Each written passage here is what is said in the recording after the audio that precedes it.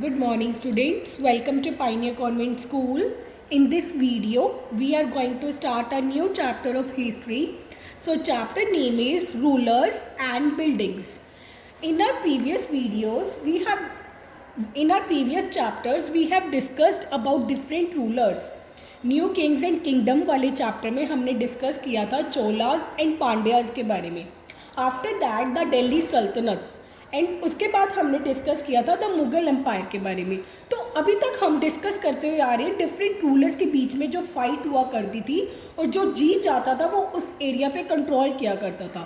तो आज हम उन रूलर्स की बिल्डिंग के बारे में डिस्कस करने जा रहे हैं जो वो उस टाइम में कंस्ट्रक्ट किया करते थे. मतलब उस टाइम में जो कंस्ट्रक्शन एक्टिविटीज़ थी वो कितनी डेवलप थी. हम ये डिस्कस करेंगे रूलर्स रूल के अलावा क्या करते थे. तो यही थीम है इस चैप्टर की कि बिल्डिंग्स कौन कौन सी बिल्डिंग्स कब कब कंस्ट्रक्ट हुई. So let us start the introduction of this chapter. Art and architecture reach new heights between the 8th and 18th century. यानी कि जो डिफरेंट रूलर्स के आर्ट थे, आर्किटेक्चर्स, बिल्डिंग थी, स्ट्रक्चर था, उनको न्यू हाइट्स मिली कब 8th और 18th सेंचुरी के बीच में. Buildings were of two kinds. मतलब उस टाइम के जो रूलर्स हुआ करते थे वो टू काइंड्स की बिल्डिंग्स बनाते थे. First one is forts, palaces, gardens and Tom's. Basically जो ये बिल्डिंग्स हुआ करती थी ये इनका प्राइवेट स्ट्रक्चर हुआ करता था. रूलर्स अपने लिए बनाया करते थे ये बिल्डिंग्स ताकि वो वहाँ पर रेस्ट कर सके. Then second buildings includes temples, mosque, tanks, wells, bazaars etcetera. और ये जो बिल्डिंग्स हुआ करती थी ये पब्लिक स्ट्रक्चर हुआ करती थी, पब्लिक के लिए हुआ करती थी. नाउ क्वेश्चन अराइजेस वो रूलर्स पब्लिक स्ट्रक्चर को किस लिए बनाते थे. They constructing public structure to expressing rulers love for his subjects. वो पब्लिक स्ट्रक्चर को इसलिए क्रिएट करते थे ताकि वो रूलर्स का जो लव है वो एक्सप्रेस कर सके किसके लिए, उनके सब्जेक्ट्स के लिए. और उनका सब्जेक्ट्स यही होता था कि वो पब्लिक इंटरेस्ट को विन कर सके. Then through which he hope to gain loyalty and respect. इसके थ्रू मतलब वो होप करते थे, वो उम्मीद करते थे कि इन बिल्डिंग्स के थ्रू उनको लॉयल्टी और रिस्पेक्ट मिलेगी. किससे? पब्लिक इंटरेस्ट से. Then the rich merchants provided finance. First of all merchants कौन होते हैं? वो पर्सन जो लार्ज स्केल पे ट्रेड करते हैं. तो जो रिच मर्चेंट्स हुआ करते थे वो फाइनेंस मनी प्रोवाइड करवाते थे. किस लिए? फॉर द कंस्ट्रक्शन के लिए. किसकी? टेम्पल्स, मॉस्क, वेल्स, इन सब की कंस्ट्रक्शन के लिए फाइनेंस प्रोवाइड करवाया जाता था रिच मर्चेंट्स के थ्रू. और वो किस लिए प्रोवाइड करवाते थे? In order to gain merit. Merit का मतलब होता है एक्सीलेंस, ताकि वो एक्सीलेंस को अटेन कर सके. Now we will discuss about building monuments. मतलब जो उस टाइम में मॉन्यूमेंट्स बिल्ड किए जाते थे. मॉन्यूमेंट्स क्या होते हैं? Like statues, buildings. तो उसके बारे में डिस्कस करने जा रहे हैं. Basically monuments provides us rich source of information to help us reconstruct the history of a period. जो मॉन्यूमेंट्स है वो रिच सोर्स ऑफ इंफॉर्मेशन है. उस टाइम की इंफॉर्मेशन हमको उससे पता चलती है और हम उस पीरियड की हिस्ट्री को उन मॉन्यूमेंट्स के थ्रू रिकन्स्ट्रक्ट कर सकते हैं. After that, it gives us an insight into the political, social and economic life of that period. अब जो ये मॉन्यूमेंट्स हैं हमको इंसाइट प्रोवाइड करवाते हैं. इंसाइट का मतलब होता है हमको डीप अंडरस्टैंडिंग प्रोवाइड करवाते हैं. किसके बारे में? उस टाइम की पॉलिटिकल, सोशल और इकोनॉमिक लाइफ के बारे में. Then it provides prosperity of a kingdom और एम्पायर. प्रोस्पेरिटी का मतलब होता है सक्सेस. मतलब उस टाइम में किंगडम और एम्पायर कितने सक्सेसफुल थे ये हमको किससे विजिबल होता है? उनकी बिल्डिंग्स के through. After that tangible evidence of the technological developments that have taken place over a period of time. Tangible evidence मतलब tangible proof. First of all tangible क्या होता है? वो things जो visible होती है हमको, like buildings, monuments we can say. तो ये जो tangible evidence थे ये एक example थे किसका? कि उस टाइम में टेक्नोलॉजिकल डेवलपमेंट हो गई थी. That have taken place यानी कि इन्होंने उस टाइम में जगह ली थी उस पीरियड में. So there are two example of these from the 12th century are. First one is use of arches to support the weight of the superstructure above doors and windows from the 12th century.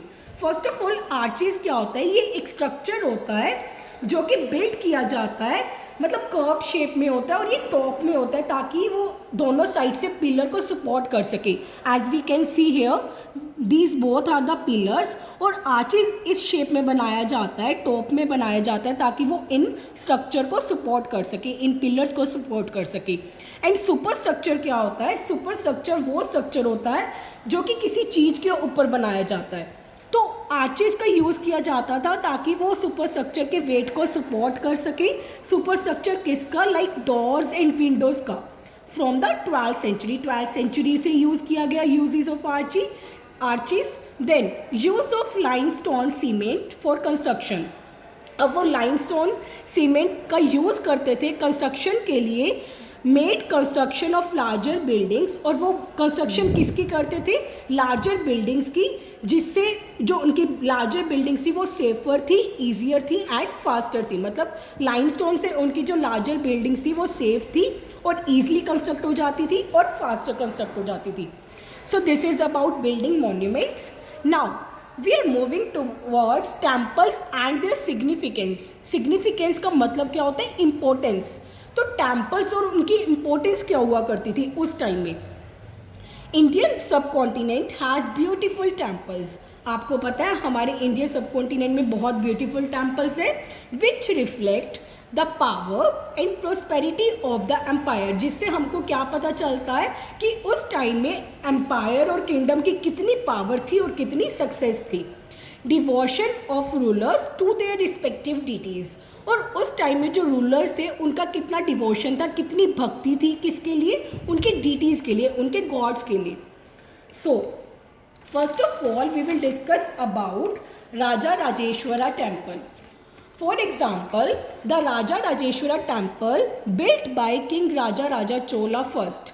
जो Raja Rajeshwara temple था वो किसने बनाया था, राजा राजा चोला name के ruler ने बनाया था. Rulers often adopted the name of their deities. उस टाइम में जो रूलर्स हुआ करते थे वो अपने डिटीज़ का, अपने गॉड का नेम अडॉप्ट करते थे.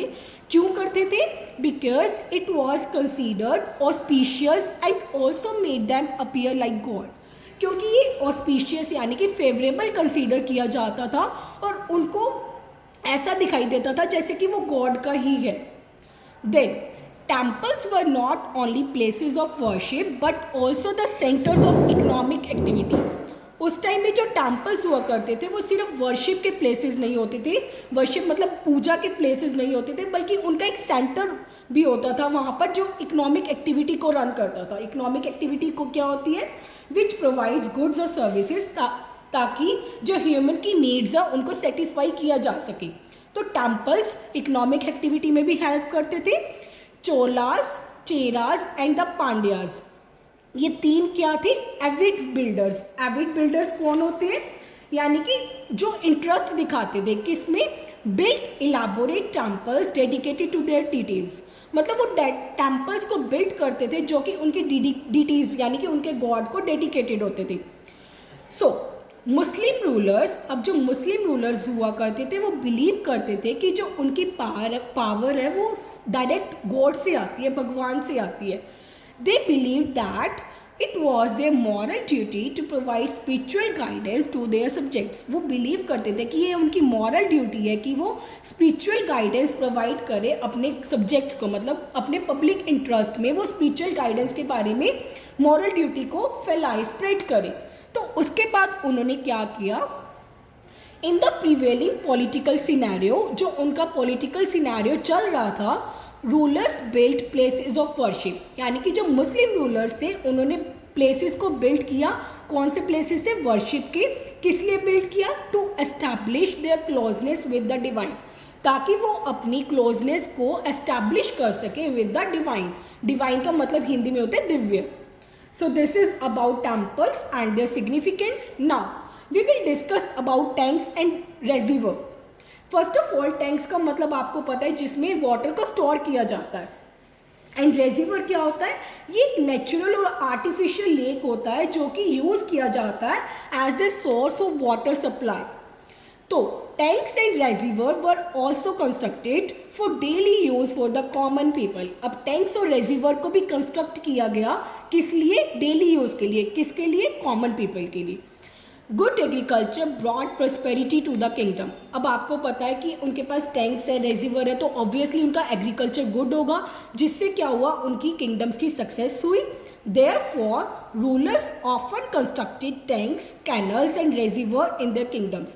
इसके वजह से, गुड एग्रीकल्चर की वजह से जो रूलर्स है उन्होंने टैंक्स, कैनल्स, रेजिवर को कंस्ट्रक्ट किया। कहाँ पर? अपनी किंगडम में, ताकि उनका भी एग्रीकल्चर अच्छा हो। Then the Cholas improved irrigation system. Cholas ने क्या किया? इरिगेशन सिस्टम को इम्प्रूव किया, जिससे उनके डेक्कन में प्रोस्पेरिटी आई, सक्सेस आई। Canals and wells were built during the 4th century. अब ये जो कैनल्स, वेल्स है, ये कब बनाए गए? 14th सेंचुरी में बनाए गए।